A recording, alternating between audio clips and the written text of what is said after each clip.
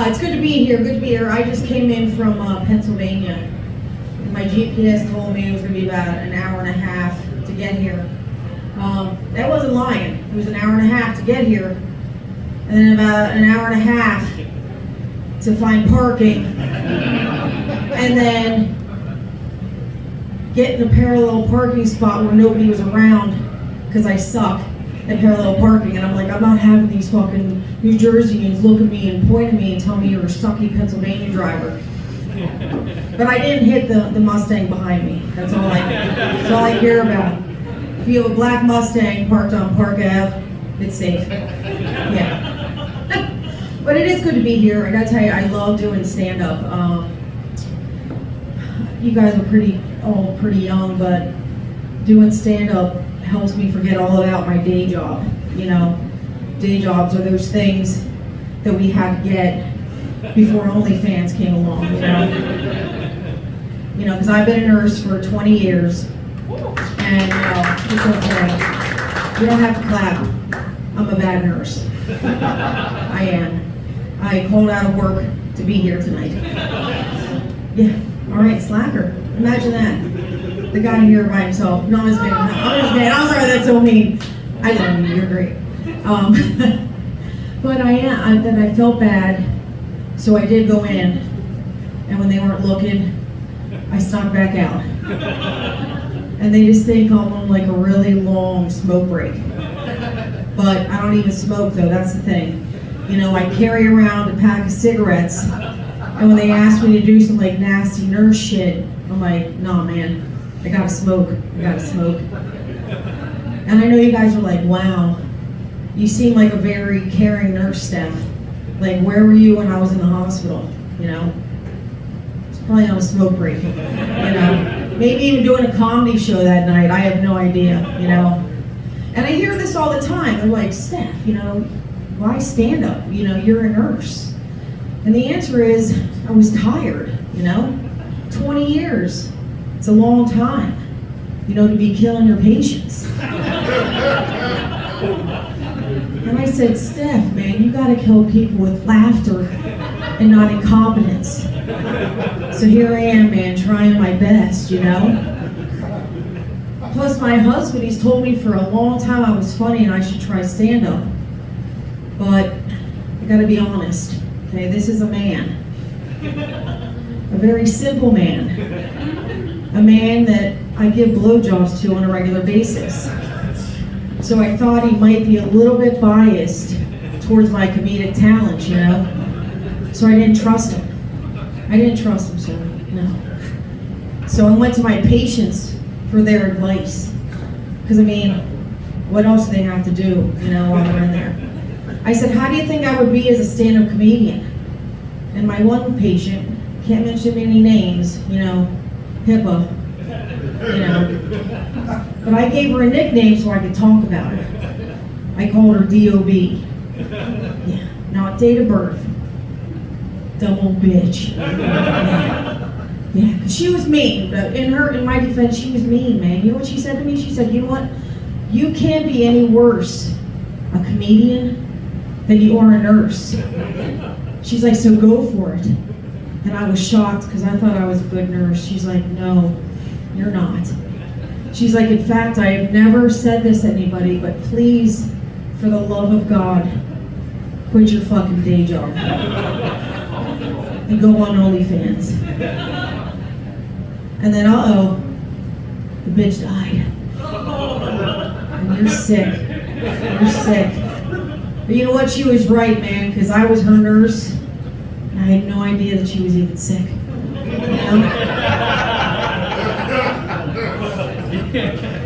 But I learned, people, I was like, oh my God. So that's why insulin is so important to those diabetics. I know. And I normally transition into, not sexually, I transition to the next joke by saying, speaking of my type 2s, anybody in this crowd 50 and older, but I'm pretty sure I'm the oldest fucking person in this room right now. Am I? Is there anybody over 50? Jesus, God. that's a lot of pressure on me to like seem wise and smart and shit, you know, but when you have 3 kids out of wedlock and then you get married, it's kind of hard to give advice. But yeah, so I recently turned 50, and I gotta tell you, oh God, thanks. And I was excited for some reason. So this is actually a learning lesson. I'll try to learn you younger women what not to expect when you turn 50. I thought I was gonna go to bed, you know, your average 49-year-old woman, and wake up the next day, 50. Boom, just a cougar all day, you know? 25-year-old man boys would like fall out of the sky, and It's Raining Men would play everywhere I went. And I gotta tell you, a little bit into my 50s, none of that shit has happened yet, you know, and I'm looking. And you know, I have to say though, It's Raining Men does play everywhere I go, only because I have it on repeat on my Pandora, you know, and that's probably another reason, you know, I'm 50, because I say Pandora, not like Spotify or Apple Music or whatever. But yeah, and I have kids, and my kids were confused. They were like, Mom, you're old. Why are you excited?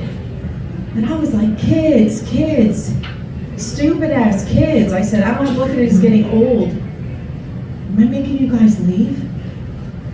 Oh shit. It's okay, getting 50 is not that bad, actually. I said, I don't look at it as getting old. I look at it as finally being able to have sex with your father and not get pregnant anymore. You know? And I know that's mean, right? What's even meaner is that my husband, he's not their father anyway.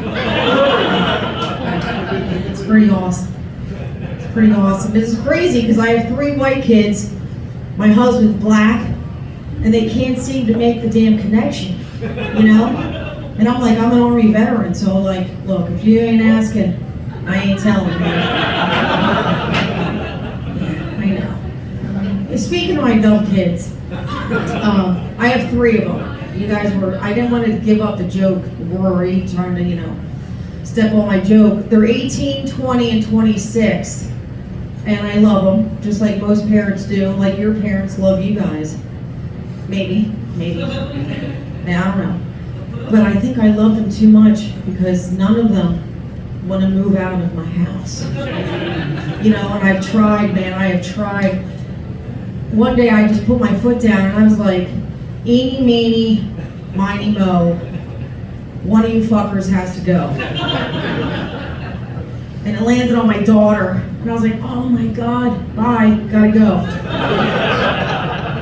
And you know what, as much as I love saying that, honestly, all I did was send her ass off to college, man. But it felt like good, like I was kicking her out. You know, and it was fast too. She graduated June, she was out of the house in August. And I was like, wow, Steph, you did it. You made life so miserable for her at home. She felt she had no other choice but to get the fuck out of the house. And I was like, oh, like father, like daughter. Yeah, I know. But I wasn't proud for too long because I cleaned her room. Turns out she's only cute on the outside. On the inside, she is a dirty, disgusting human being. Because her room was a pigsty. I found plates like stuck together, forks that I thought I lost years ago. I don't know what you guys do with forks in a mattress. Condom wrappers everywhere, okay? And that pissed me off. I said, all this sex going on in my house and none in my bedroom. I'm like, that's some bullshit. Yeah. Turns out, nasty little heifer, thank God she's on the pill. Because I found her birth control packs in her room while I was cleaning it. And then I noticed some of them were half taken. Now, I don't know, ladies on the pill, you have to take them every day. So I'm like, oh my God, my kid is running the streets of Florida and she doesn't know how birth control works. And then I was like, oh, like mother, like daughter. Yeah, I know. Turns out she vapes too. I found a bin full of vapes. Sorry, I'm like spitting on a microphone. She vapes. I've never vaped. I tried once when I was 18 only because I heard it would help you lose weight. So for one whole day back in 1990, before maybe some of you kids were born, I smoked a whole pack of Marlboro Reds. Just to find out they lied, man. They lied. I didn't lose shit. I got a big old buzz and a headache, and that's it. But I'm like, maybe that's why I've never been skinny, because I've never fully explored nicotine. So I sat down, went to town on those vapes, and I tell you, I think I got a buzz because I could feel the fat melting off my body that night. Turns out, she also did acid. I was just tripping. Yeah, I was just tripping. You know, but I came across a vape that was cute and pink and sparkly. I was like, damn, when did Barbie get in the vape game? You know? And I went to smoke it, and my son pokes his head around the door, and he's like, oh my God, Mom, stop. That's her dildo. Yeah, her dildo. Yeah, I spit that pink pleasure missile right out of my mouth. Ran to the bathroom, scrubbed my hands as hard as I could. And I know you guys are like, Steph, your hands? Her dirty dildo is in your mouth and you're rubbing you're washing your hands. Look, first off, I'm a nurse. Hand hygiene, everything. Okay? Second, it was a split second. I think I can invoke the 5-second rule here. Okay? And thirdly, I'm 52. I think you can all agree, maybe, that there's probably been worse in my mouth. Yeah, I know. And after all the trauma of the dildo episode, my daughter, I found out she's pissed off at me because she said I invaded her privacy when I went through her room. I'm like, you know what? Your room, my house. That makes it my room. And we all know what that means. If possession is 9 tenths of the law, that means Mama sought herself a new toy. Yeah, I know. And I know what you guys are thinking.